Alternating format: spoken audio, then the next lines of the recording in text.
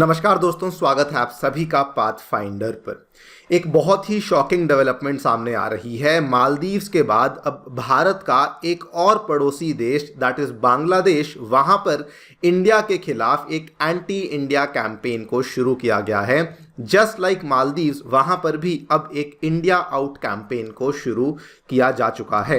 आप लोग यहां पे देख पाएंगे, खबर जो है आज से 2 दिन पहले की है। Replicating Maldives, Bangladesh biggest opposition party, जिसको कि बांग्लादेश नेशनलिस्ट पार्टी के नाम से जानते हैं, उनके द्वारा इस इंडिया आउट मूवमेंट को लॉन्च किया गया है।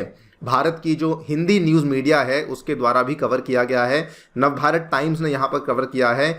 मुइज़ू के रास्ते पर बेगम खलीदा, बांग्लादेश की सबसे बड़ी विपक्षी पार्टी, ने शुरू किया India out campaign. India Bangladesh relations के चलते एबीपी न्यूज़ ने भी कवर किया है, मालदीव्स के रास्ते पर बांग्लादेश, देश की सबसे बड़ी विपक्षी पार्टी बीएनपी ने इंडिया आउट कैंपेन की शुरुआत करी। बात करेंगे इसी पूरी डेवलपमेंट के बारे में, बात करेंगे कि एग्जैक्टली ऐसा क्यों हो रहा है, बीएनपी के द्वारा ऐसा क्यों किया जा रहा है और इसका ओवरऑल क्या इम्पैक्ट होगा इंडिया बांग्लादेश के रिलेशंस पर, उसको भी समझने का प्रयास किया जाएगा। चलिए शुरू करते हैं दोस्तों मेरे साथ। मेरा नाम है अनिरुद्ध। यदि आप लोग हमें फॉलो करना चाहते हैं, हमारे लेक्चर्स के अपडेट्स को प्राप्त करना चाहते हैं, तो यहाँ पर दिए गए टेलीग्राम चैनल के माध्यम से ऐसा कर सकते हैं। और दोस्तों आगे बढ़ने से पहले बताना चाहूँगा कि अनअकैडमी के ऑफलाइन सेंटर्स अब नई दिल्ली के करोलबाग में एवं मुखर्जी नगर में आ चुके हैं।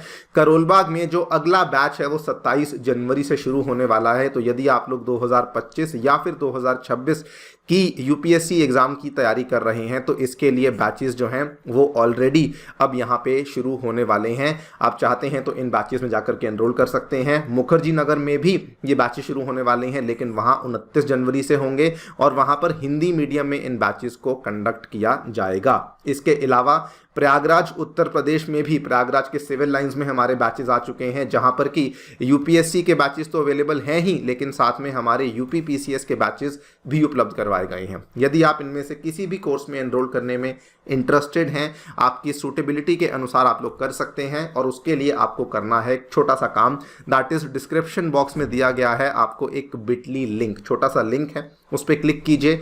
उस लिंक पे क्लिक करेंगे, कुछ जानकारी आपको देनी है अपनी और हमारी टीम ऑटोमेटिकली आपको रीच आउट करेगी सो दैट आपका जो एनरोलमेंट का प्रोसेस है उसको और भी सिंप्लीफाई किया जा सके।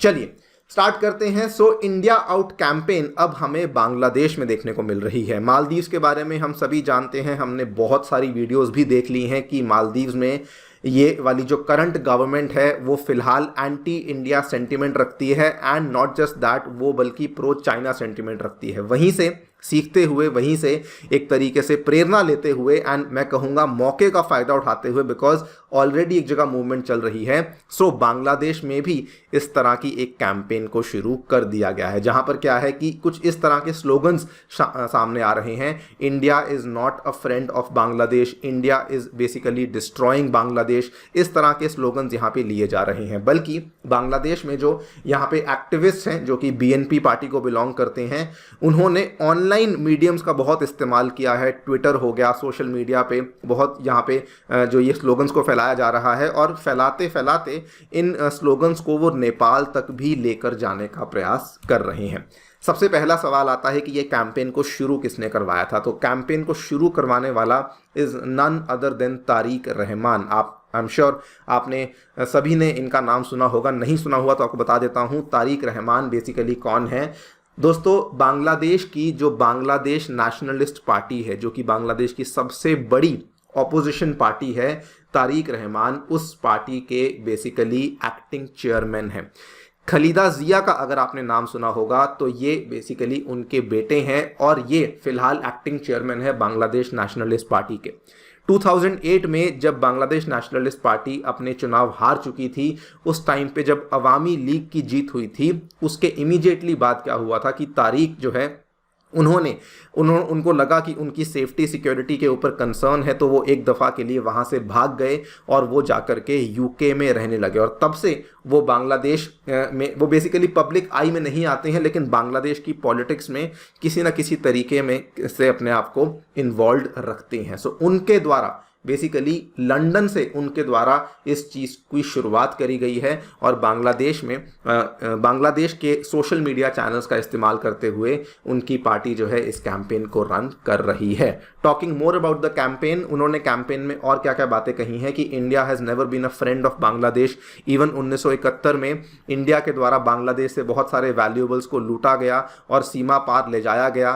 साथ में उन्होंने ये भी कहा है कि जो इंडिया के प्रोडक्ट्स हैं उनको बांग्लादेश में बैन करना चाहिए, और साथ में ये भी कहा है, उनकी पार्टी में इस तरह की चीज़ें भी सामने आ रही हैं जो कि ये बताती हैं कि शायद कल को वो इंडिया में जो है आर्सन अटैक्स भी कैरी आउट कर सकते हैं, और ऐसे कोई भी ट्रेडिंग हाउसेस जो कि इंडियन प्रोडक्ट्स में डील करते हैं जो कि बांग्लादेश में हैं, उनके ऊपर भी वो आर्सन अटैक्स को कैरी आउट कर सकते हैं।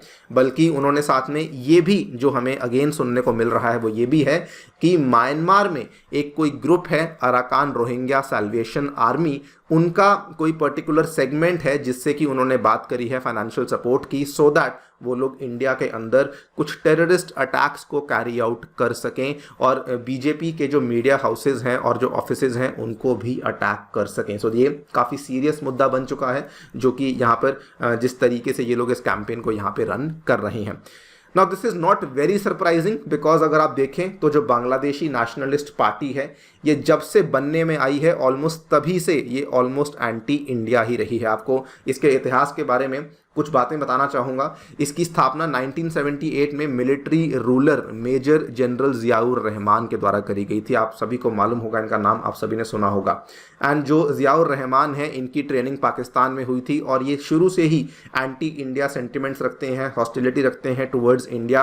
एंड ये in fact not just towards India, इनका थोड़ा बहुत झुकाव पाकिस्तान की तरफ भी था। जबकि पाकिस्तान से ही लिबरेशन वॉर हुई थी, वहीं से बांग्लादेश अलग हुआ था, लेकिन सब कुछ होने के बावजूद इनका थोड़ा बहुत जो झुकाव था वो पाकिस्तान की तरफ भी था। और इनफैक्ट इन्होंने जो इंटरनेशनल रिलेशंस थे बांग्लादेश के उसमें बहुत बड़े बदलाव किए थे। इन्होंने अपने आप को इंडिया से और रशिया से दूर किया था, सोवियत ब्लॉक से दूर किया था।